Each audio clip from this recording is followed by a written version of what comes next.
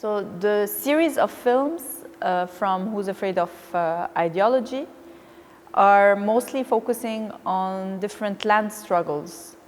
And each one is located in a specific geography, from the mountains of Iraqi Kurdistan to northern Syria, Rojava, to the south of Tolima in Colombia, as well as the north of Lebanon.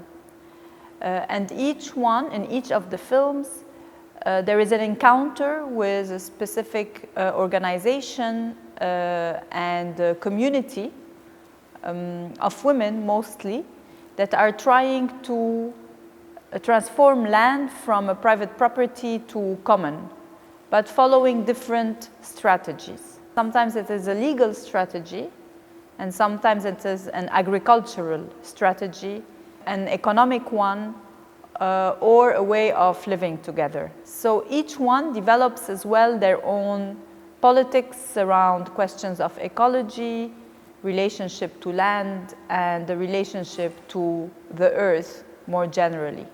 So a rite of passage, which is the fifth part of Who's Afraid of Ideology, departs from a specific law that gives a rite of passage to grazing animals to cross across different private property.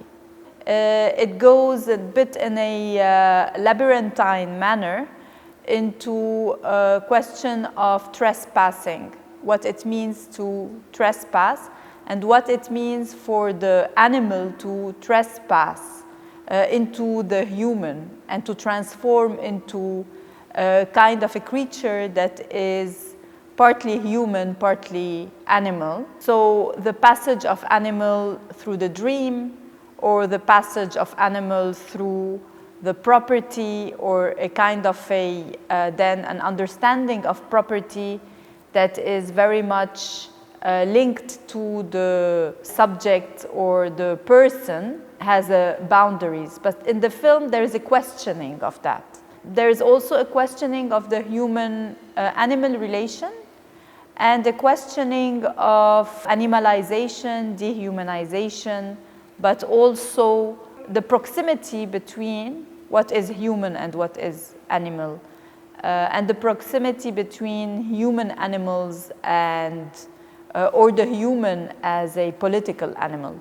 The first three parts of Who's Afraid of Ideology are done with three different communities and organizations that are really working on proposing a new relationship to land. The fourth part is sort of a collective that I was also part of, and that legally transformed land from a private property to a common.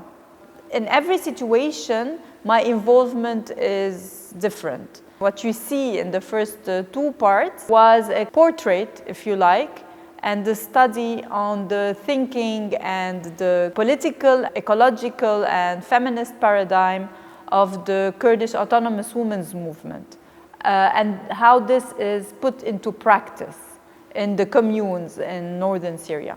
In the third part, I worked closely with Samantha Arango from Grupo Semillas in Bogota, who is also very close and working very closely with Guardianas de Semillas, seed guardians, in the south of Tolima and in Norte del Cauca. So the work focuses more on this practice, this non-accumulative practice of seed guarding, that is a way to save the seeds, in fact, through planting them again and letting them reproduce.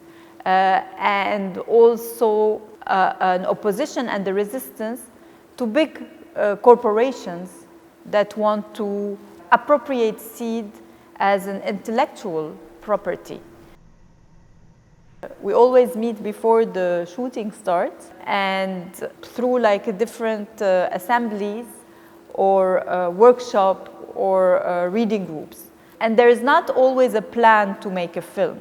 So these kind of encounters or assemblies are in themselves a moment of learning from each other. I think that there is a kind of a methodology of studying, and I think this extends to the film set as well.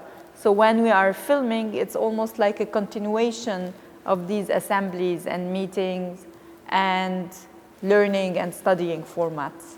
Image and film have been very important, and the filmic device as well, have been very important and essential in order to think through this question of land capture and property making. And why film as a device is helpful is also to kind of rethink the property of the image itself, and how can one produce images of land that is communalized.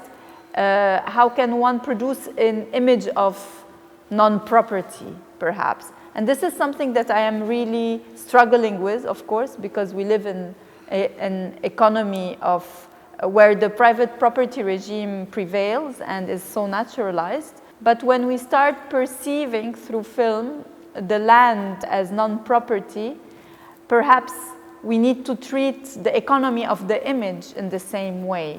And this is something that I'm trying to think about and also find ways to really materialize it and concretize it, make it concrete.